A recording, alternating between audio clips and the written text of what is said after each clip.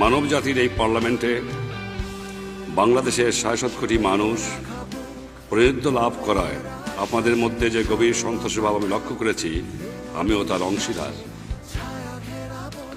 বাঙালি জাতির জন্য এটা এক ঐতিহাসিক মুহূর্ত, কারণ তার আত্মনিয়ন্ত্রণের অধিকার অর্জনের সংগ্রাম আজ বিরাট সাফল্য দ্বারা চিহ্নিত।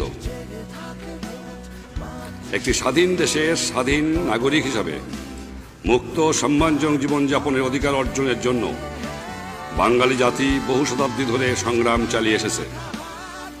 তারা চেয়েছে বিশ্বের সকল জাতির সঙ্গে শান্তি ও সৌহার্দ্যের মধ্যে বসবাস করতে। জাতিসংঘ সনদে যে মহান আদর্শের কথা বলা হয়েছে তা আমাদের জনগণের আদর্শ, এবং এই আদর্শের জন্য তারা চরম ত্যাগ স্বীকার করেছেন।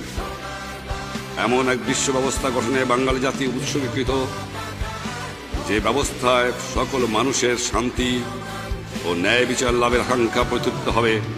এবং আমি জানি আমাদের এই প্রতিজ্ঞা গ্রহণের মধ্যে আমাদের লাখো লাখো শহীদের বিদেয়ী আত্মায় তৃপ্তি নিহিত রয়েছে।